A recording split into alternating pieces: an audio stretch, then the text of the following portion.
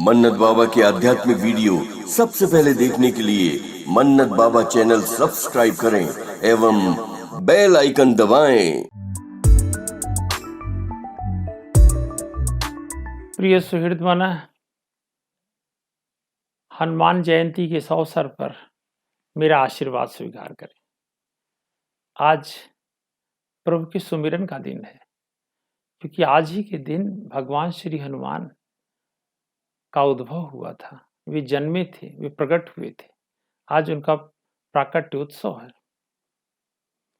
कुछ समय पहले मैंने सुना था कि मंगलवार का दिन श्री हनुमान के लिए बड़ा पवित्र माना गया है, और ये सूचना भी मिली कि मंगलवार के दिन श्री हनुमान धरती पर अवतरित हुए थे। इस सूचना के कुछ दिन बाद मुझे ये पता चला कि शनिवार का दिन भी श्री हनुमान के लिए बहुत पवित्र माना गया है, क्योंकि इस दिन भी श्री हनुमान धरती पर अवतरित हुए थे, प्रकट हुए थे।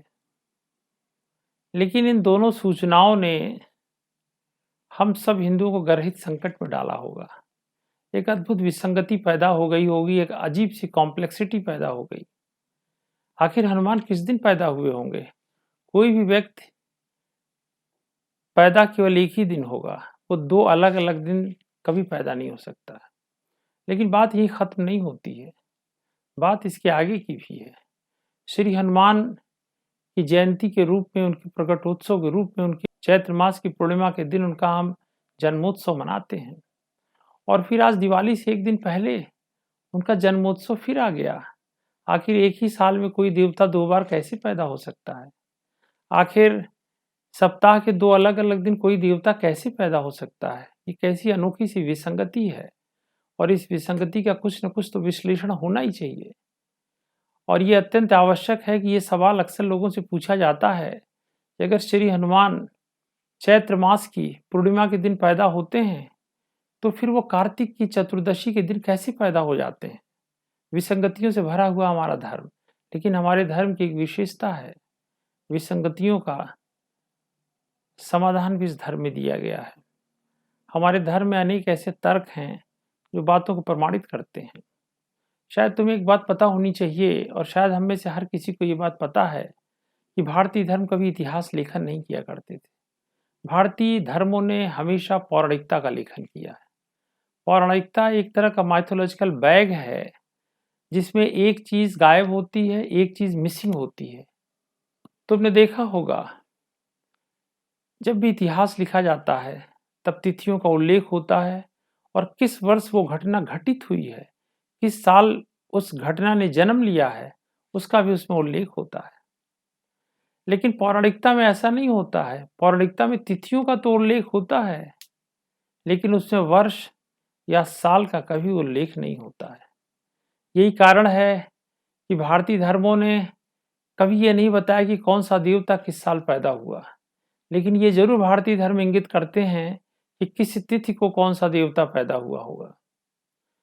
इसका कारण है, भारतीय धर्म चार अलग अलग युगों या मनवंतर में बटे हुए हैं। अगर आज हम कलयुग में निवास कर रहे हैं, तो कुछ समय पहले द्वापर, और उसके पहले त्रेता, और शायद बिल्कुल आरंभ में सतयुग का युग रहा होगा। इन युगों के जो कैलेंडर हैं, इन युगों के जो पांचांग हैं, वो एक दूसरे युगों से बिल्कुल अलग हैं। इसलिए जो साल द्वापर में रहा होगा वो कभी कलयुग में नहीं हो सकता है, और जो वर्ष कलयुग में रहा होगा वो कभी त्रेता में नहीं हो सकता है। यही कारण है कि भारतीय धर्मों ने पौराणिकता का आश्रय लेते हुए कैलेंडर को तो खारिज कर दिया, साल को मानने से इनकार कर दिया। किस वर्ष में किस देवता का उद्भव हुआ था ये कोई नहीं बताता है, लेकिन किस तिथि को देवता का उद्भव हुआ था ये हर कोई जानता है। कृष्ण द्वापर में जन्म लेते हैं, और द्वापर में भादों की 8वीं तारीख को जन्म लेते हैं, इसलिए कृष्ण के जन्मदिन को जन्माष्टमी के रूप में हम मनाते हैं। आप कृष्ण लगाए या ना लगाएं, जन्माष्टमी कहना ही पर्याप्त है। अष्टमी के दिन हमारे एक ही देवता पैदा होते हैं, और भगवान राम चैत्र मास की 9वीं के दिन पैदा होते हैं। ये पता नहीं है किस साल पैदा हुए थे, लेकिन ये पता है कि चैत्र मास की 9वीं के दिन पैदा हुए थे। 9वीं की तिथि सभी युगों के कैलेंडर के साथ मेल खाती है, शायद साल सभी युगों के कैलेंडर के साथ मेल नहीं खाता। इसीलिए भारतीय धर्मों में साल का उल्लेख नहीं है, लेकिन भारतीय धर्मों में तिथियों का उल्लेख और तिथियों की वजह से ही भारतीय धर्मों के पवित्र दिन पर्व के रूप में रूपांतरित हो जाते हैं। तो श्री हनुमान कलयुग में पैदा नहीं हुए हैं, वो कलयुग से पहले द्वापर और द्वापर से पहले त्रेता में पैदा हुए होंगे, या संभवतः त्रेता से पहले उनका आविर्भाव सतयुग में हुआ होगा। इसलिए उनकी जन्म लेने की तिथियों के बारे में थोड़ी सी विसंगति है। लेकिन श्री हनुमान एक साथ चैत्र मास की पूर्णिमा को भी पैदा हो जाएं और उसी साल वो कार्तिक की चतुर्दशी को भी पैदा हो जाएं, तो सुनने में खासा हास्यास्पद लगता होगा। लेकिन एक बात हमें नहीं भूलनी चाहिए, श्री हनुमान के दो रूप प्रचलन में हैं। एक रूप उनका सात्विकता का है, जो बड़े ही सरल हैं, सहज हैं और सेवक का रूप है। और उनका जो दूसरा रूप है वो तांत्रिक साधनाओं वाला रूप है, वो तंत्र के देवता हैं। तांत्रिक प्रक्रिया करने वाले जो असात्विक लोग हैं, जब श्री हनुमान उनके लिए देवता बन जाते हैं तो उनका जन्म दिवाली से एक दिन पहले कार्तिक माह की चतुर्दश को हो जाता है।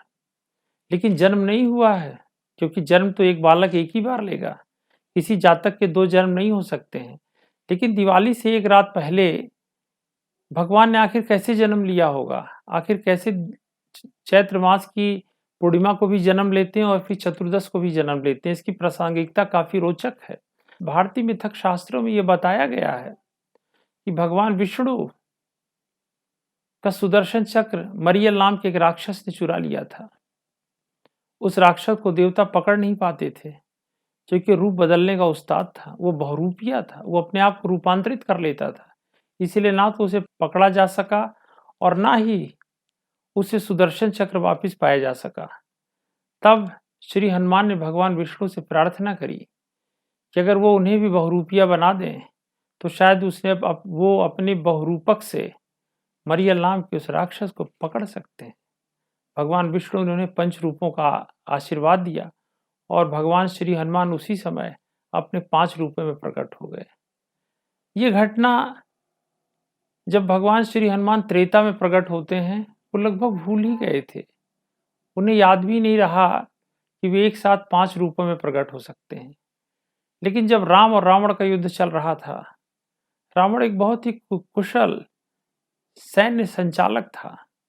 उसने मिलिट्री वॉरशिप के सारे नियमन का पालन किया और उसमें जो सबसे रोचक नियम था, युद्धस्थल को माया का रूप दे दिया जाए, पूरे युद्धस्थल पे एक मायावी जादू डाल दिया जाए और उस मायावी जादू के प्रभाव से दुश्मन का अंत हो जाए। उसने अपने भाई अहिरावण को बुलाया, उसने कहा तुझे माया आती है, तू अपने मायावी रूप का प्रयोग कर और राम को इस युद्ध में हरा। उसने युद्धस्थल पर राम की सेना के जितने सिपाही थे सबको गहरी निद्रा में डाल दिया। राम और लक्ष्मण का हरण कर लिया और उसे लेकर पाताल लोक पहुंच गया। जब थोड़ी देर बाद उसकी माया का प्रभाव हटा, विभीषण होश में आए तो उन्हें यह लग गया कि ये माया का प्रभाव अहिरावण की वजह से है। उन्होंने प्रार्थना करी कि तुम में से कोई भी पाताल जाकर राम और लक्ष्मण को छुड़ा कर लाए, लेकिन किसी को जाने का साहस नहीं हुआ। वो दिवाली से एक दिन पहले की रात थी, समय बहुत कम था। भगवान राम और लक्ष्मण का जीवन संशय में डूबा हुआ था। उस समय अचानक अपनी प्रत्यभिज्ञ शक्ति की सहायता से श्री हनुमान को याद आया कि वे भी बहुरूपीय बन सकते हैं और वो भी माया प्रकट कर सकते हैं। प्रत्यभिज्ञ शक्ति का आशय होता है इंट्यूशन, उसका आशय होता बोध। श्री हनुमान ने बोध किया और अचानक उन्हें याद आया कि वे भी माया पैदा कर सकते हैं, वे भी चाहें तो अहिरावण का वध करके भगवान राम को छुड़ा कर ला सकते हैं। विभीषण ने संकेतक दिया, केवल मायावी होना ही पर्याप्त नहीं है। अहिरावण भवानी का पुजारी है और भवानी देवी के पास उसने 5 दीपक जला रखे हैं और उन 5 दीपक को एक साथ बुझाना होगा, क्योंकि मनुष्य के पास केवल एक ही मुख है, वानर के पास केवल एक ही मुख होता है। इसलिए वो एक मुख से ज़्यादा एक ही दीपक को बुझा पाएगा, उससे उसकी माया शक्ति का अंत नहीं होगा। तब अचानक श्री हनुमान को अपनी इंट्यूशन से पता चला कि उनके पास तो 5 रूप हैं, वानर का रूप तो है ही है, उनके पास घोड़े के रूप में हयग्रीवा का भी मुख है, उनके पास गरुड़ का भी स्वरूप है, उनके पास नरसिंह का भी स्वरूप है, उनके पास वराह का भी स्वरूप है। इस घटना के तुरंत बाद वो पाताल लोक चल पड़े।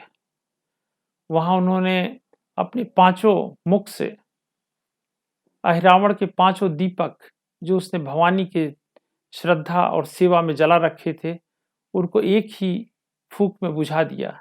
उसकी शक्ति का, उसकी मायावी शक्ति का अंत हो गया और भगवान राम को छुड़ाकर वो वापस युद्ध भूमि पर लौटते हैं। ये घटना इस बात को इंगित करती है कि श्री हनुमान केवल वानर के रूप में पैदा हुए थे, लेकिन भगवान राम को अहिरावण की शरण से मुक्त करने के लिए उन्होंने अपने पंच रूप धारण किए। और ये रूप उन्होंने दिवाली की एक रात पहले धारण किया था, क्योंकि वो रूप माया का था, क्योंकि वो रूप तंत्र का था, क्योंकि वो रूप मंत्र का था। इसलिए उसे वो मान्यता नहीं होनी चाहिए जो उनके मूल स्वरूप को है।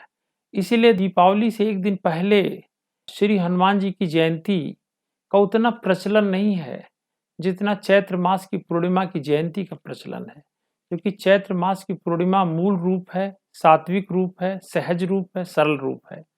और दिवाली की पूर्व संध्या का जो रूप है, जो कार्तिक की त्रयोदश का रूप है, वो मायावी है, वो जादुओं से भरा हुआ है, वो सरल नहीं है, सहज नहीं है, उसमें कुटिलता भी है और वो ऐसा रूप है जो असात्विक है। इसलिए दिवाली की इस पूर्व संध्या पे भगवान श्री हनुमान के इस रूप को भी हम श्री हनुमान की जयंती के रूप में मनाते हैं और मना सकते हैं। यही कारण है कि कोई देवता साल में 2 बार पैदा नहीं हो सकता है, लेकिन अपने रूप का 2 बार रूपांतरण कर सकता है। सिर्फ रूपांतरण ही नहीं था, श्री हनुमान के मामले में ये कायांतरण भी था, एक मेटामॉर्फसिस थी, एक ट्रांसफॉर्मेशन होने के साथ मेटामॉर्फसिस भी थी। ये अनोखी सी घटना है। इसीलिए श्री हनुमान अपने पंच रूपों में प्रतिष्ठित माने गए हैं।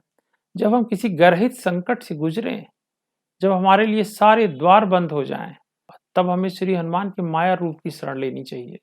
हम उस मायावी श्री हनुमान के पास जाएं, जो शायद दूसरे तरीकों से हमारी मदद करने में उतने इच्छुक न हो जितने कि मायावी शरीर से हमारी मदद कर सकते हो। इसीलिए तुमने देखा होगा, जब उनके सरल रूप, सहज रूप, उनके एक रूप से काम ना बने, तो मैं लोगों से आग्रह करता हूँ कि श्री हनुमान के पंच रूप की पूजा करके एक देखो, क्योंकि लोहे को लोहा काटता है। अगर तुम्हारे खिलाफ किसी ने कोई असात्विक क्रिया करी होगी, तो उसका निराकरण केवल श्री हनुमान के पंच रूपों से संभव है। श्री हनुमान की इस दूसरी जयंती को साल में दूसरी बार प्रकट हुई है। मैं तुम सभी लोगों को सुख, शांति और समृद्धि के लिए आशीर्वाद देता हूँ। हरि ओम।